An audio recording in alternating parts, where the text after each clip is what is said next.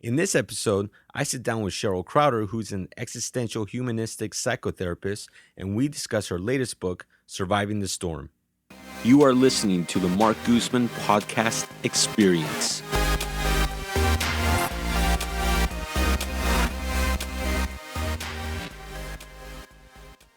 I want to thank Cheryl Krauter. That's how you say your last name? That's how you pronounce it, Perfect. Yes. Nicely done. Yeah, so want to welcome Cheryl Krauter to the podcast.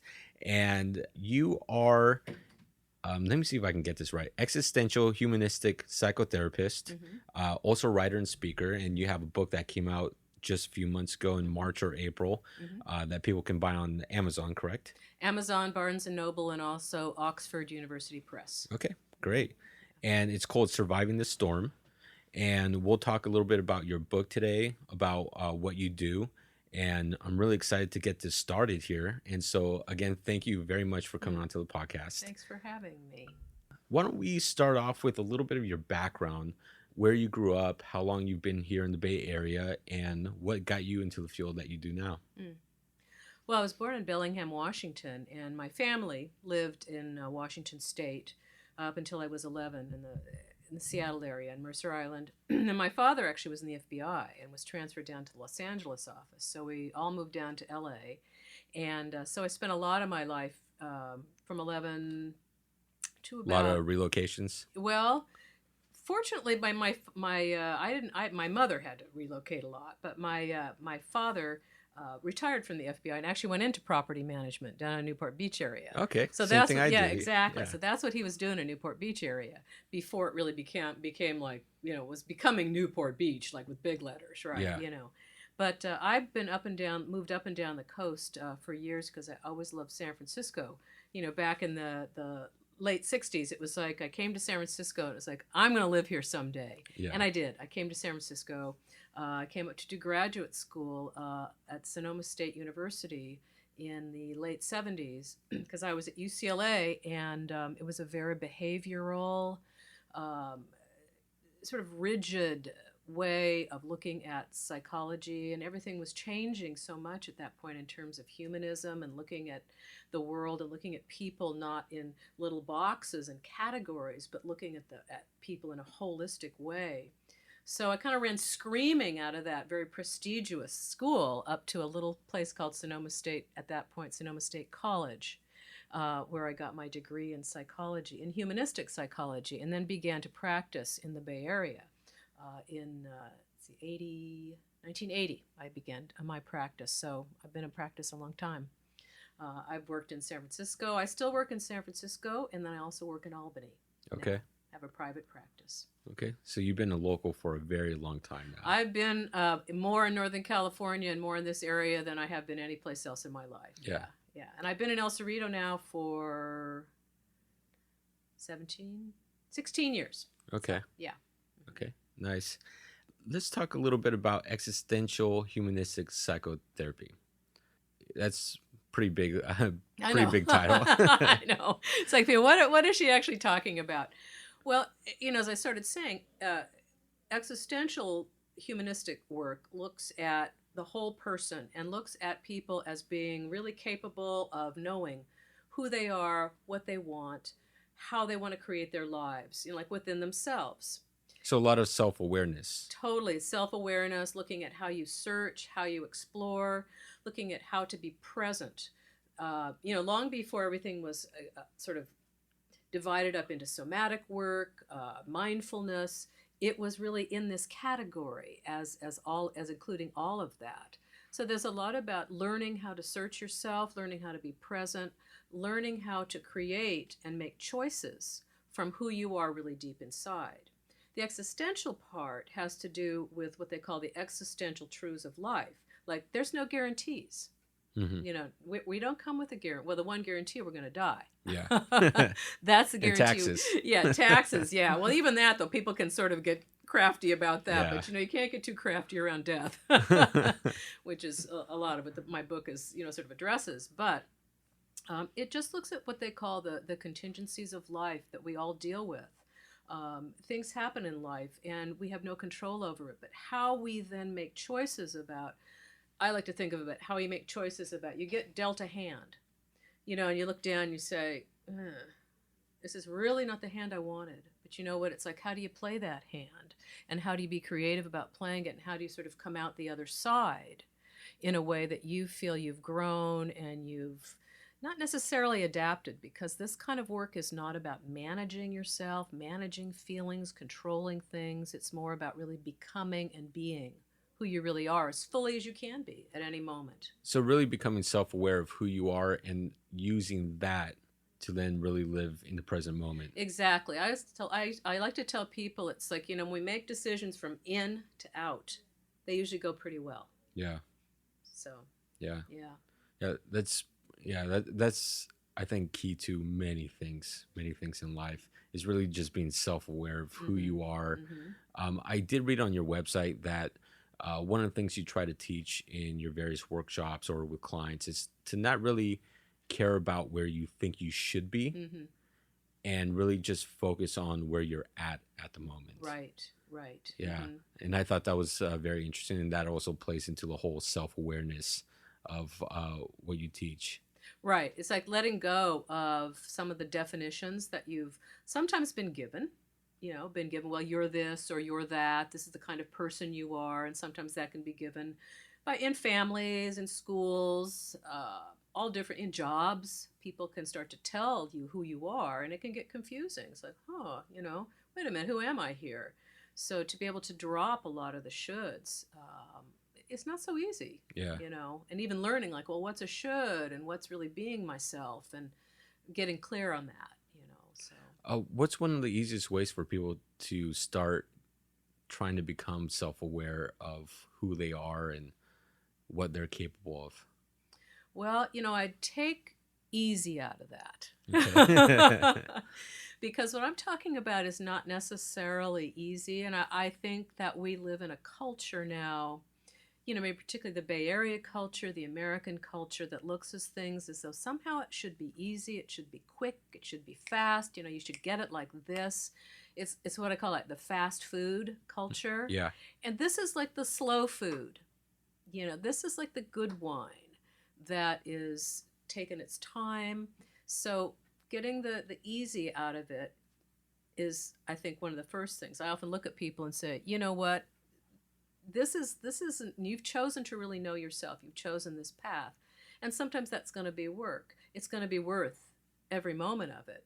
But, you're really going to have to spend some time doing this. From there, though, what I always like to help people with is just how do you learn how to tune into yourself? For instance, how you're going to do that, Mark, is going to be different than how I do it. Correct. Because you're obviously a unique person, but there's certain ways that can help, like just breathing, just stopping, breathing, just stopping and slowing down, breathing into yourself, taking a moment just to be still, which is really hard until you practice it for a while. It is. Yeah. And I love that advice there. One thing I love to do, because I've gone through ups and downs myself, and one thing I've really learned to do is, no matter where I'm at, certain points of my life or during the day, take a deep breath and just really appreciate where I'm at that moment. It could literally be me sitting in my car in front of the office in the parking lot, and I take a deep breath and just appreciate the fact that I do something that I love to do every day. Yeah. Just something simple and small. So you're talking about gratitude. Yeah. And one of the things that I write about in the book, in terms of particularly people who are dealing with a life-threatening illness, cancer, is that there's so much that you deal with, so much fear. And one of the ways to really help work with fear is exactly what you're talking about, is to see if you can replace it with gratitude. Like you're saying, maybe you're in your car, you look over and you say, look at the light on how that light looks on that flower. Or, you look into someone's face that you love, and it's, look at that. And it melts away so many different fears or thoughts that are cramping you up, just to be present with that gratitude. It's a beautiful practice. It does. Yeah. It definitely helps, that's for sure. And then the more often you do it, I think the more and more you appreciate things in life. Yeah. Yeah. And then it just kind of snowballs into bigger and bigger things. And then other people see it, and yeah, it just gets much better. Hmm. So one thing you also talk about is consciousness. And I know there's a lot of talk right now these days on consciousness, what it is. I know a few people out there that will debate, scientists that debate that consciousness is fake. It's Mm. just an illusion based on how our brain thinks. Hmm. I know some people also argue that it is real, that our brain does create it, but it is something that's real. And then you have the whole other factor that, and this might be a little far, but we live in virtual reality, Mm. and we're all different units of consciousness. So, how does that play into what you do, what you teach? That's a deep It question. is. Yeah. Well, it's interesting that some scientists would say that consciousness isn't real. That invalidates, in a way, like the human capacity to. Um, Yeah, and just briefly, like yeah. what they argue Yeah. is that our brains are very similar to quantum computers, Mm. and our brains as computers will make various calculations based on our surroundings and everything. Hmm. And because of that, it creates the illusion of consciousness, thus it's fake. So Interesting. That's so that's interesting. where they're coming from. Yeah. I think Yeah. most scientists are not on that bandwagon, Yeah. but there are a few, and it's an interesting debate. It's really interesting. In my own belief, and I think a lot of this is belief, honestly, because how much you can scientifically prove about the realm of whether it be human consciousness or perhaps what can be also called transpersonal consciousness, that which is beyond our personal experience, that which is beyond really the very limited capacity of our brains. As human beings, we use, I think the standard is like 10, maybe a little bit more percent of the brain capacity that we have because we're not that evolved yet. How I look at it, though, I think it's a different part of the brain, the intuitive sense, that which is not necessarily provable scientifically. The other part that's measurable is perhaps more like the computer. But I have a really strong reaction to human beings being labeled. I mean, it's my own lifelong Yeah. resistance to any label being put on me. So I tend to really stay away from anybody that wants to put me or anyone else in a box that's that definable. I think it doesn't really do justice to the expansiveness Yeah. of all we really can't know, you know. Yeah, true. Yeah, this is interesting discussion. I didn't know we were going Yeah. to go in this direction. Yeah. Now, we've mentioned, in fact, you mentioned drinking wine. So I just want to take a little break right now and just let people know the type of wine that we're drinking right now. It's a Albarino grape wine, and it's a Leaf Family Farm. I actually got this for $20 at Bevmo. It's very nice. And you're a fan of this type of I wine. am. Hmm. Yeah, so I'm glad I picked the Yeah. right bottle. Yeah. Yeah, so it's very great wine. Just to let people know that's the wine we're drinking today. I know you do various workshops. Now, these workshops are mainly for clients, or you do general workshops where anyone, clients and non clients, can come in and participate. My work at this point is mostly geared toward workshops that involve people in varying degrees of cancer survivorship or living Okay. with cancer. In the past, I mean, I've been doing workshops for many, many years. I've done a lot of workshops on intuitive, working with your own intuition. I did a women's group that met for, close to 25 years regularly, a women's group that did worked with ritual and process. So I bring a lot of expressive arts into my workshops and my groups, work with intuitive, work with mindfulness. Lately, though, it has been more geared towards what the book is about, which is helping people to tell the story of their experience with cancer. And not just the patient, but the partners, the family members, the friends. What I noticed is that I would go to conferences or other workshops, things like that, and people would be just filled with the need to talk about what had happened for them and no place to really put it. So that's how I created this book, and what I like to create now in my workshops that I do. Some of them are just short, couple hours. Looking at right now the likelihood of doing a retreat up in Washington State, which would be a longer, um, way to help people process, because that's some of the feedback I've gotten. Gosh, we wish this was longer. We would like have more time being with this material and being with ourselves. So Yeah. yeah. So why don't we get into the book? So what prompted you to write this book? I was diagnosed with a really aggressive breast cancer that was metastatic in 2007. So I'm going to hit the ground running, because at the time I had a not quite 14-year-old son. And so it became really clear to me that, I need to get the show on the road. Let's take care of this here. So I went through a really grueling treatment. Thank goodness, came out the other side. And what I noticed when I came out the other side myself is, I mean, thank goodness, it's like, okay, that's seems to be in the past, although there's collateral damage from cancer treatment that I certainly have and that many people do.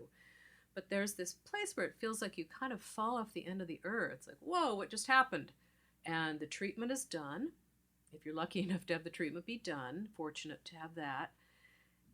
And people can sometimes feel like they just have fallen off a cliff. And there's, oh, now what do I do? And because you've gone through this process that's very grueling, head down like walking through a storm. Okay, just got to do this. Then you have time to, oh, wow, what just happened and who am I now? And so I noticed that in myself, and then I had a lot of trouble finding resources that satisfied, for me, being who I am, a more narrative approach. There's numerous cognitive behavioral resources, and those are excellent. They're really excellent, and they work a lot for many people. There was nutrition, there were programs that were quite structured, but there was nothing that I found that opened up the bigger picture to look at, again, the mindful, the humanistic. So I decided, well, shall I go into this? I really debated it, because I knew it was going to keep me in the world of cancer. It was going to bring me into the medical, more traditional medical settings. But I really felt like it was a call. And I always tell people, I feel like, I'm the one that picked up the phone. It's like they just kept ringing and ringing, so I picked up the phone. And from there, I went into some of the hospitals, Sutter, some of the places, Alta Bates, Sutter, and Oakland, and also in Berkeley, worked on survivorship committees, trying to put together survivorship programs for people. I was the person who was the psychotherapist that brought in that perspective.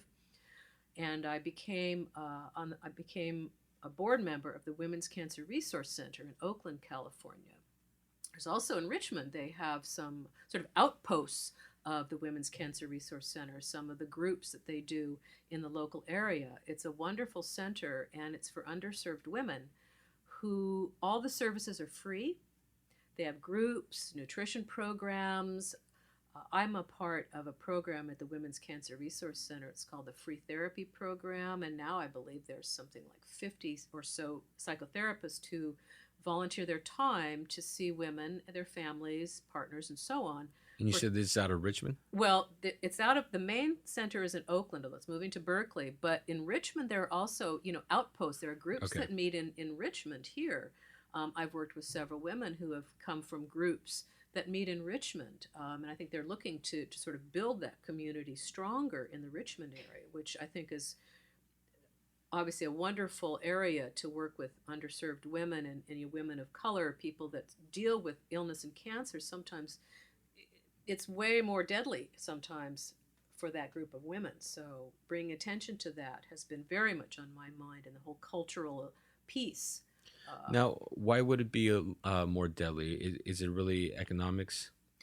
Economics is a big part of it. Genetics appear to also play a part. That's what they're looking at a lot with cancer at this point, is the genetics of it, and certain cultural backgrounds that certain more aggressive cancers seem to appear in, but that's still very much in the works. But certainly, yeah, the economics, the level of treatment. There's a lot of hue and cry about over-treatment for cancer, and to me, what it looks like is the overtreatment often happens in the more privileged area, and the undertreatment often happens in the underserved. So I'm hesitant when people say, oh, everybody's being overtreated. I like to bring up, well, wait a minute here. Not everybody. Let's get clear on that. So, yeah, yeah, Okay. yeah. And so you mentioned that after you survive the treatment, that there's a lot of thoughts and things that happen afterwards. What are some of the things what are some of the things that people will commonly feel? The number one concern when people fill out what they call a distress screening form, which has little tiny check boxes, and you check. They ask you these life changing questions, and you check yes, no, maybe, maybe, yes, no. But the number one concern is living with uncertainty. Because when you have a cancer diagnosis, there's no cure for cancer. You can be in remission, you can be what they call NED, no evidence of disease. But for the rest of your life, if you've been diagnosed with cancer, there'll be a shadow of reoccurrence or what could happen. It's a very pesky disease. So that uncertainty becomes something that is important to learn how to live with, which is, again, very much of an existential place because we all live with that, right? We all live with that sense of uncertainty. But if you've had a life-threatening diagnosis, that's kind of a preview of coming attractions. It takes you to a different level. Yeah. So, and I'm sure there's also financial. There's financial concerns around sexuality. There's when younger people receive a cancer diagnosis. I mean, their lives are interrupted in ways that those of us that are older don't have to deal with. I mean, perhaps they're in college, perhaps they've just started families. I've worked with some young women who have young children.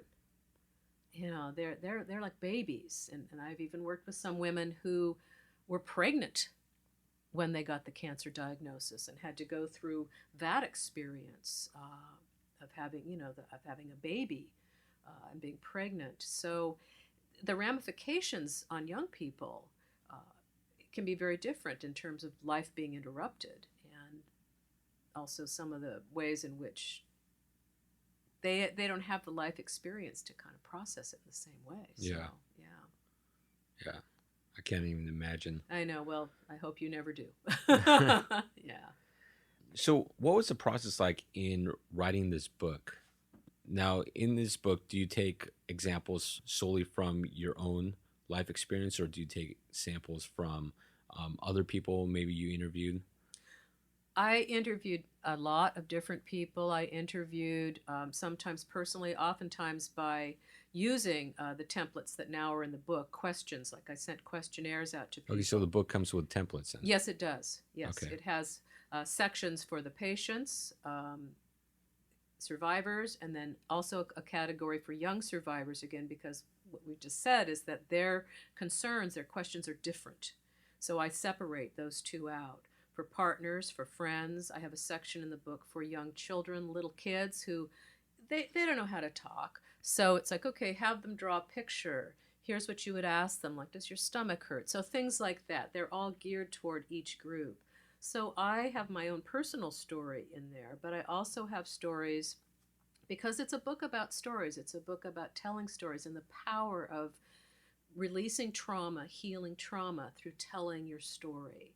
So other people wrote in beautiful stories, beautiful examples, again, the different types of people. Some came from my own personal interviews, some came from things that I'd read. I have a lot of poetry in the book, a whole chapter on the humor, because I think humor is a tremendously important aspect of any kind of healing. It helps. It totally helps. I mean, it saves me all the time. So I have a chapter on that. But yeah, it's filled with different stories and quotes, and it's more, I would say, more of a poetic book because I wanted to write something that was very accessible. My image is like a pair of hands holding this book. Perhaps somebody who's in the middle of nowhere, there might be no resources for them. And I also very intentionally wrote a book that I felt helped people access who they were. I was really intent not dumbing it down, because I don't believe in that for any group. No sugarcoating. Well, no sugarcoating, and also give people a chance. Don't say, oh, no, no, that demographic, bring it to some sort of a lower level. It's like, no, people know who they are. People know how to tell their own stories. Give them a chance to do that. So that's how it grew. But it really grew out of what I saw as a need. And I know immediate families, friends, everyone's affected when something like this happens in someone's life. As someone who's a friend of someone going through something like that, what's a piece of advice you can give to them that can help that person? There's a couple pieces I think that are important. One is, don't worry about saying the right thing or doing the right thing, because people get very, I think, tied up, like, oh, can I say that? Can I They ask do, that? yeah. Oh, is that okay? Mostly, it's pretty simple. The question can be, how are you? And then just listening. The other thing is, sometimes just show up with a meal, just show up with a gift certificate for getting a house cleaned, show up with some nice little, I don't know, a book or something, so that the person who's sick doesn't have to ask. It's very good advice. You Yeah. What community work do you do in Albany, San Francisco, here in the Bay Area, besides the workshops or working with clients? Well, I was, again, like I said, my main community work was through the Women's Cancer Resource Center, and even though I'm no longer on the board, I'm still very involved with them. So, doing outreach into the community, Now, this women's group, you said 25 years straight they've been meeting. that's different. Okay. That was in my private practice, so that was different than my work in the community. Okay. But yeah, I did that too. But the Women's Cancer Resource Center, what did I do? I did a lot of different things there. Put on a fundraiser called Doggy Diva Day, where I had people bring their dogs all dressed up, and a fundraiser like that. Very active in their Swim a Mile for women with cancer, which I did for about 4 years straight. Now, thank goodness, I'm never going to have to do that again. I think the last time I did that Swim a Mile, I thought, oh my gosh, this is going to kill me. So It doesn't sound so bad until you actually do it. well, it's like the first half a mile is pretty interesting, but then by about 3/4, it's like, oh my God. Yeah. So, yeah.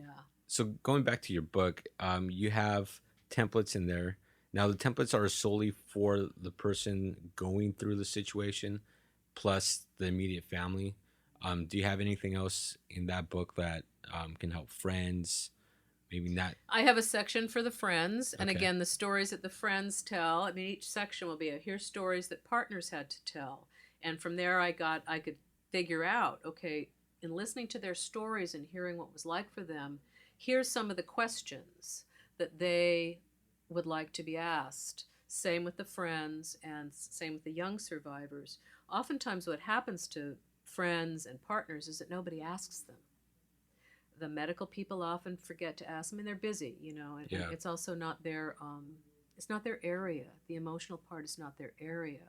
Again, I see that as such an important plug-in, that if someone could just be given this worksheet, this workbook, this something that they can hold onto, it helps everyone involved. It helps the practitioners, because they have to move fast. They have to move on to the next person.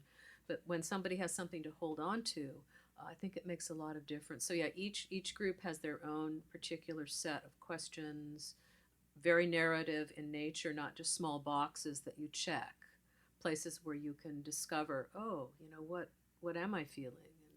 Now, I would imagine putting this book together and dealing with your clients, it can get pretty heavy emotionally. How do you deal with that? Yeah. Being present, for me, being present with somebody wherever they are in an interesting way is not that tiring, because there's a way in which I'm just there and really with somebody, and if they're in a deep place and able to also be there, that's not a tiring place for me. That being said, at the end of some days, if I've heard a lot of sorrow, or if I see somebody that's like, ooh, this isn't looking so great here, I have to just let myself feel it. That's how I do it. I don't fight it. I don't pretend that it's not real, whatever I'm feeling. I feel that the kind of work I do, it's really important that I be affected. I will cry with people. I will get mad with them. I will be with them in that level. It's just, but feelings go through you, experiences go through you, and then it's like, okay, breathe and move to the next. I'm also a long term meditator. I've been meditating for about 34 years. You do it I on a have a daily daily basis? practice, and about 2 years ago, I added a yoga practice to that. Okay. So I do that every day as a way to really to ground myself and to bring myself into that place inside where it's quiet, and you just have to let go. You just have to let go. Yeah, and I know meditation is something that's been around for a long time, but Western culture is still fairly new. It's still a little, I guess, taboo in some areas. But I know there's a lot of studies coming out on the benefits Mm-hmm, of mm-hmm, meditation mm-hmm, and some incredible, I mean, just fighting dementia mm-hmm, and Alzheimer's and just slowing down that process. It's incredible mm-hmm, with meditation. In fact, I did that for a few months just to give it a try on a daily basis mm-hmm. and felt so much better Yeah, every single day. yeah. Meditation, I mean, you said you have a daily practice. You do it at home or Mm-hmm. you have an actual studio you go to? I do it at home because my life is really busy.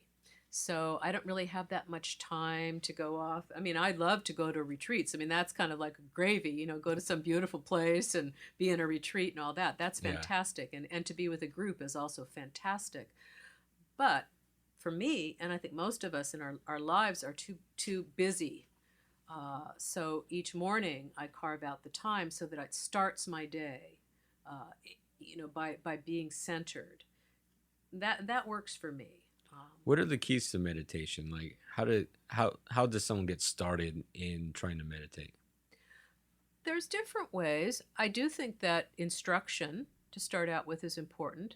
I always say to people, find out where you feel drawn. Like certainly if you go online in this area, in the Yeah. Bay Area, I mean, you can find, for instance, Spirit Rock Center out in Marin and they have some teachers in this area too, throughout the communities of the East Bay. I trust that group. It's a group that I've been involved with. Not being saying there's other groups that are very trustable and really they do really good work. So I would say instruction. Find out where you're drawn. For instance, if you see a book or you hear a podcast, a lot of the spiritual teachers now, a lot of the meditation teachers are doing podcasts, and you can watch them and sit with them in that way and get a sense of, yeah, I feel connected here. I feel drawn to this person. Follow where you're drawn. That's the best thing, always. Yeah. Follow where, trust that. Follow where you're drawn. And I assume this is something that you also recommend to clients. It depends. If they feel open to it, meditation is now translated a lot as mindfulness, Mm-hmm. more palatable. That's becoming mainstream. Mindfulness pretty mainstream at this point, I think, at least in this area. And maybe if we go other places, where it's not so available, perhaps not so much. And I know, we do live in a bubble here. Yeah. But That's pretty interesting, mindfulness. So, yeah. I mean, Mm-hmm, yeah, I mm-hmm. totally agree with that. Yeah, yeah. It's taken some of the like the boogie boogie out of it, and it's like somehow weird and strange and off the wall, left of center. It's become more mainstream, and some of the teachers that are now currently teaching have created that in very beautiful ways. Their intention to really bring the East to the West and to create ways that it's more normalized. Yeah, I read an article of it's a private school, but every day they have older students sit Mm-hmm. down for about 30 minutes and do Mm-hmm. meditation. Mm-hmm. And it's amazing. I guess their scores, their testing scores, their satisfactory on life overall have just, they're much better Yeah. than the students that don't meditate. I think there's actually, I saw an article in the paper, I don't remember which school it was, but it was in Richmond.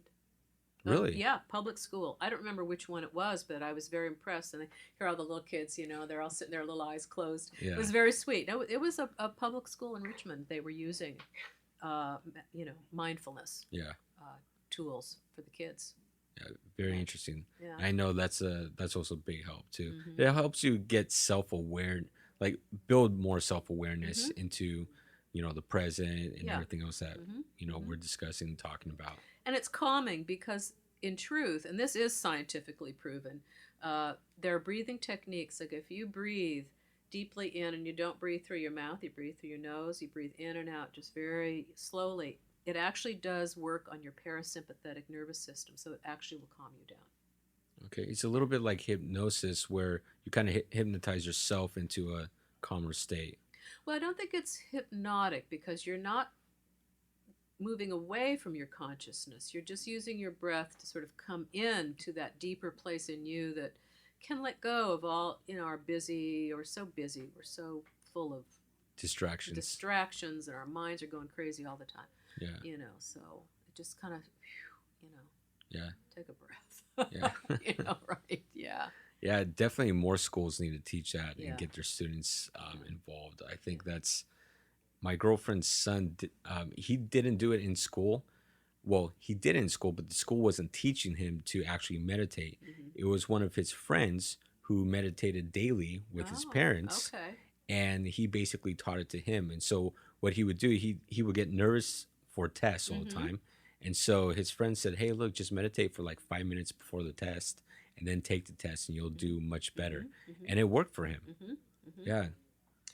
It really helps your concentration, because if you're feeling frightened and about to take a test or whatever the focus is, and your mind's all over the place with fear, of course you're not going to do as well. Yeah. So, Now, yeah. what do you think doctors, your general average doctor, doesn't recommend that more often for people? That is such a good question. Or On some level, my honest answer is like, I don't know.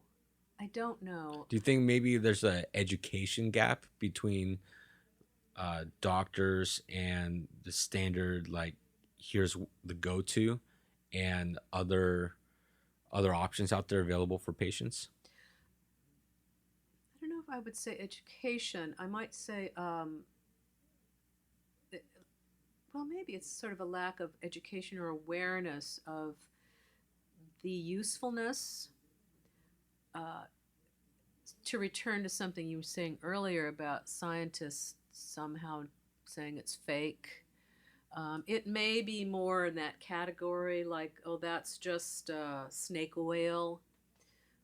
It's not evidence-based, although that's not so true anymore, because there is evidence that shows how this can, how meditation, mindfulness, and being able to work with trauma in that way does help. They show it.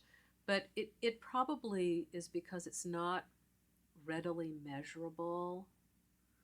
And the other thing is that perhaps it's not quite as convenient as writing a prescription. There's a money factor with hospitals. There could be money, or just expediency sometimes, perhaps. Because, like, we were saying, this is not the easy way. This is not something you just put in your mouth. Yeah.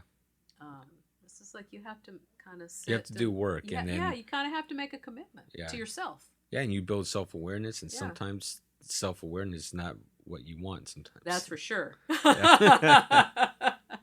Yeah, you think, hey, wait a minute, I wanted this, not this. Wait a Yeah. minute, this isn't working. It's like people say to me, gosh, I sat down and my mind was going 1,000,000 miles an hour. And I said, well, yeah. What did you expect? So Yeah. people misinterpret that somehow you sit down, oh, it's all peaceful. Yeah. Now, I was reading that the key to meditation is, even though you have all these different thoughts going through your mind, you want to try to put them off to the side and just kind of Just watch. kind of let them like, go. Yeah, just watch them. Pretend it's like a video reel and just Mhm, watch them go mhm, by. mhm. And then that's really what it is. Mm-hmm. It's not about trying to block everything out. Right. Just like, oh, there it goes. Yeah. That, for people, I know for myself and helping people who are in treatment for cancer and after, is very valuable. I know for me, being like wheeled into MRIs or infusions, radiation, being able to go into a place inside of myself where I could like let go of everything around me was very calming and very grounding. And I've watched it also help people deal with the fearfulness. I mean, of course, tremendous fearfulness of what's happening to them. Yeah. So, Yeah. Um, for someone who's newly diagnosed, can you recommend some resources for them to other resources available out there? Because I know there's a lot of people that don't know there's options out there. I'll give you an example. There was a tenant I had that was diagnosed with cancer, and she basically broke down. She was concerned about paying rent because of the financial obligations. My client, the actual owner of the building, had gone through a very similar experience, and she provided me. In fact, I should actually post this online with this podcast. But she provided me close to about 25 different organizations that help pay for utility bills and rent for men and women going through, newly diagnosed and going through cancer treatments. That would be incredibly valuable for you to post. Yeah. Yeah. Yeah. So, what are some sources that you would recommend? The first thing I'd recommend to someone newly diagnosed is to sit down and take some space, because the initial, you just want to kind of get moving and do and do and do. The first thing I'd say is just sit back, take a breath, and let this sink in. From there, it's one foot in front of the next. Resources, there are resources, certainly. I mean, something like what you're talking about. Again, the Women's Cancer Resource Center is a tremendous resource in the Bay Area. There's numerous places that are, and you can find them online. Again, sometimes matching the type of cancer that you have, matching the needs that you have. There can be social workers attached to some of the treatment centers or clinics that can perhaps help with some of the financial concerns. But first things first, I think the most important thing to do is to just stop for a minute, and it takes a while to let it sink in, and that's really the main advice I would give. Yeah. And then I'm sure there's a big worry about depression too. What's the rate of depression with people diagnosed? And that quote it not offhand.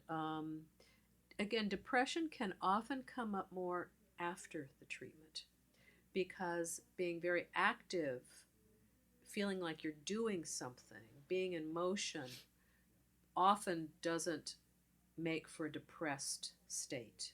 Okay. It's when you're left with, oh my gosh, is there anything left to do? Oftentimes people they're afraid to leave their treatment. They're afraid to leave the doctors because no one's watching me anymore. And then, of course, the financial things have happened. Sometimes relationships have not done well through this. Sometimes work has been an issue. So at that point, when people are left with more room, that can be when they get depressed. Yeah. That's very unfortunate, but I'm glad there's people out there like you putting books out, giving people tools, which is the main thing, tools for them to help themselves and overcome, whatever difficulty they have. Yeah, just to be able to talk about it. That's very healing. It's just to be able to talk about what's happening for you, and then have someone just be there for you. So that would probably be another recommendation is join groups. There are groups. Some people who aren't comfortable with groups. That's one of the reasons I wrote this book, because some people are not comfortable in groups. They feel more introverted. They feel like, I don't want to go and be in a group. It's too much for me. So to look at my book, to look at other books, to look at centers that offer programs that maybe are less. I'm sure there's also online groups where there are online like groups, chat rooms, where they don't have to be in person, but you still get the benefit of talking to others. Yeah, I'm really glad you brought that up, because I have been one who's been totally shocked by the effectiveness of online groups. I myself joined one that was specific to the kind of cancer I had. Do you have a website to recommend? It's on Well, it depends on the kind of cancer that you have. Okay. For instance, I was on the triple negative breast cancer website because I Googled the kind of cancer that I have. Facebook, I know, has groups, but people that I see, they'll look at, okay, I have colon cancer, I have lung cancer, I have lymphoma. So usually it is very helpful to find a group or to find people that have a similar, because it's all unique, but okay, this is the kind of cancer that I have. And then there's different, sometimes for people, they have, it's hard for them to be in a group if someone isn't doing well. Like maybe they're doing well and someone else is going towards more of a terminal phase. And so that's very evocative. So it gets pretty complicated trying to, sort of find a group where you really feel as though it's a fit for you. But it's possible. So just go online, look at your type of cancer. If you're younger, there's a wonderful source. I love this group. It's called Stupid Cancer. Okay. StupidCancer.org. It's a great one for young people. There's the Bay Area young survivors, Bays. So it's all there for you. Just look and it's amazing the relationships. And I still have wonderful connections with some people I've never met in my entire life except online. And I would have been the last person. I'm totally sold on it. It's fantastic. Yeah. Plus, if you're really sick and you can't leave your home sometimes, you can tune in and connect with people. And then some people need to go off from time to time too. It's like there's that go in person. No, need to like say get off. I can't do this anymore. I need a break because it's too much for me, and I'm watching people not do well, or I'm not doing well and other people are, and so sometimes it's also important to say, okay, I need a little cancer vacation, cancercation as they call it. Yeah. I can't do this right now. Yeah. So. Yeah, because it's a very heavy topic. My girlfriend, she had a friend on Facebook that was diagnosed, and it was terminal disease, no cure. Mm-hmm. He came to a realization that his life was over, but he had about 6 months left. Mm-hmm. He tried to turn it into like a positive experience and basically just blog daily about his life. And a few people asked him, why are you doing this? Like, it doesn't make sense. It's a very heavy subject. A lot of people on Facebook don't want to read this, even though they might sympathize with you, but it's really heavy. Like, because he went into some big details, and it was therapy for him. Yes. That was his therapy, and that was his way of coping with it. And he didn't make it, but that was his way of... Well, it was his story to tell. Yeah. See, again, he had a story that was important for him to tell. So I think it's great that he gave himself his own voice. Yeah. There's an incredible book. I don't know if you probably heard of it, When Breath Becomes Air, by Paul Calanthe, who died of lung cancer. He was a physician. It's a devastating but beautiful book. He wanted to tell his story. I mean, it's just on and on. It's people need to say, this is me. This is what's happening to me. Yeah. So whether it's blogging or whether it's maybe even writing in a journal or going to meetup groups, it's any place. Just getting it out there, just telling your story. Yeah. Seems to really be helpful to people. Yeah. And I'm sure that can also be very meditative too, when just over and over telling the same story. And what I've noticed is at some point, if people tell their stories enough, it's like you move on to the next chapter. Unfortunately, some chapters end, but others, it's like, okay, you know what? I think I'm ready to write another story now. I think I'm ready to move on. I don't need to be here anymore. Yeah. So, yeah. Well, I want to thank you for coming on to the podcast. Why don't you briefly tell people where they can buy the book again?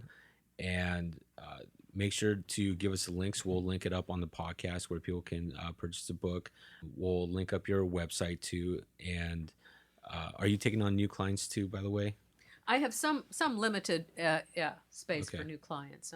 Okay. But I can be found online at CherylKrauter.com. That links to my cancer survivor support site. It also links to Facebook and LinkedIn, Twitter, which I don't use very much, but occasionally.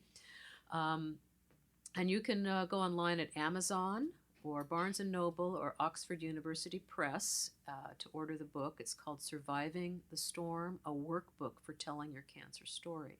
I'll also send you the links. Yeah, perfect. Yeah. Yeah, we'll link it up and Yeah. share it. Thank you so Yeah, much. no, thank you for coming. It's really hopefully you enjoyed the wine I too. enjoyed the wine. I would probably enjoy it more, but now I'm going to cut myself off. Thank you. Okay, thank you. All right.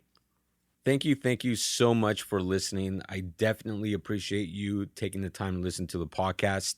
I want to thank my producer, Sam Lubman, who's been doing a phenomenal job in putting together guests. Please, please, please share, like the podcast, leave a comment. And if there's anything I can do for you, please feel free to reach out. I really, really want to thank all of you for listening. It means the world to me, and I hope today's episode provides you value in your day-to-day life. I created this podcast to help showcase the many great people that live in this world and help share some knowledge that I've learned along the way in life. Again, thank you for listening. Check out our sponsors, and I'll catch you on the next episode.